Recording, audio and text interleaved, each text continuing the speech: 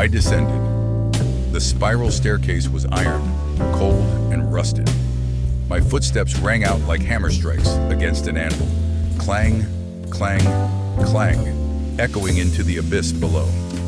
The air grew thinner, hotter, and thicker all at once. It smelled of sulfur, unburnt coal, and the metallic tang of ozone. This wasn't the library. This wasn't the museum. This was the engine room, the boiler room, the gut of the Bastion where the raw fuel was supposed to be converted into forward motion. I reached the bottom floor. It was pitch black. I didn't fumble for a light switch. There were no switches down here. This part of the mine doesn't run on electricity. It runs on friction. I pulled a heavy iron flashlight from my trench coat pocket and clicked it on. The beam cut through the darkness like a scalpel, illuminating a chaotic tangle of pipes, gears, and pistons. They hung from the ceiling like the ribs of a leviathan. They were silent. That was the crime. Right there. The silence. This room should have been deafening. It should have been a cacophony of steam whistles, grinding gears, and roaring fire. Instead, it was as quiet as a tomb. I walked toward the center of the room. There it stood, the furnace. It was a massive cast iron beast bolted to the floor. Its mouth was clamped shut, its pressure gauges all read 0. It looked like a dead god. "All right," I said, my voice swallowed by the machinery. "Wake up." I took off my trench coat. I folded it neatly and placed it on a crate. I took off my suit jacket. I loosened my tie. I rolled up my white sleeves, revealing forearms that hadn't seen hard labor in too long. I grabbed a shovel leaning against the coal bunker. The handle was rough wood, splintered and stained with the sweat of previous shifts. It felt heavy, heavier than it used to. "Just lift it," I whispered. I dug the shovel into the pile of coal, raw, unrefined ideas. The sound was a harsh scrape. I lifted the load. My lower back screamed. My shoulders popped. Resistance. It wasn't a ghost this time. It wasn't a snitch or a pretty lady. Resistance was gravity. It was physics. It was the fundamental law of the universe that says objects at rest want to stay at rest. I threw the coal into the open maw of the furnace. It landed with a dull thud. 1. I went back for another. The shovel felt heavier. "You're weak," a voice hissed. It came from the shadows behind the furnace. I spun around, raising the shovel like a weapon. A shape detached itself from the darkness. It was massive, a hulking silhouette of pure sludge and shadow. It didn't have a face. It just had weight. The Sloth. "Go back upstairs," the shadow rumbled. Its voice sounded like grinding stones. "Go back to the pretty lights. Go back to the green glow. You can't start this engine. It's too cold. It's too heavy." "I'm not asking it to start," I spat. "I'm forcing it." I turned my back on the monster and dug the shovel into the coal again. This was the shootout. The enemy wasn't firing bullets. It was firing exhaustion. It was firing the physical sensation of, "I don't want to." I threw the second load.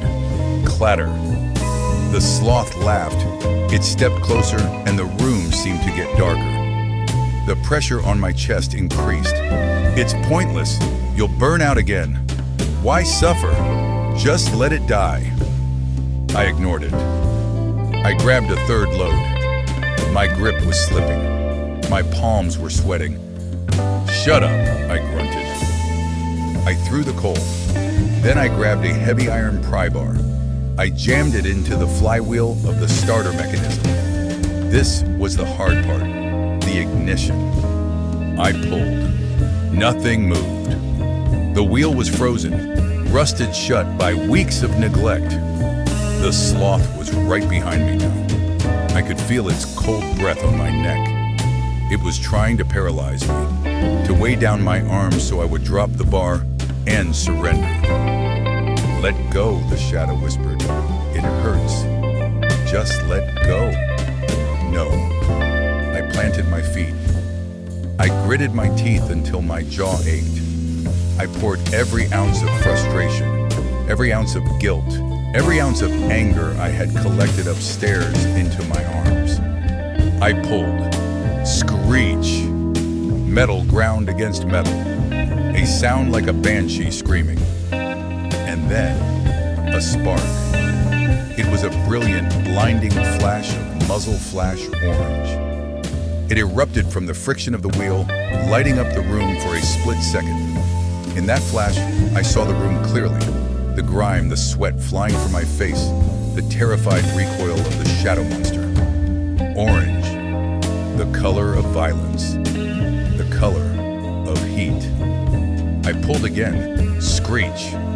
Another spark, bigger this time. It landed on the coal I had shoveled. "Burn, you bastard!" I roared. I wasn't writing poetry. I wasn't being clever. I was brawling. I was in a street fight with my own nature. I slammed my weight against the bar. The wheel turned a full inch. Spark, spark, flash. The orange light strobed like gunfire in the dark room. Bang, bang, bang. The coal caught. It didn't start with a polite flicker. It started with a whoosh, a sudden, violent intake of air. The fire exploded inside the furnace, hungry and aggressive. The light changed instantly. The oppressive black shadows were blasted back by a roaring, chaotic orange glow. The room was bathed in the color of a sunrise in hell. The heat hit me like a physical blow. It singed the hair on my arms. It dried the sweat on my forehead instantly. I dropped the pry bar. It clattered to the floor. I turned to face the sloth. The shadow monster was shrieking, shrinking back from the light. It couldn't exist in the heat. It needed the cold damp of neglect to survive. The orange glow burned holes in its form.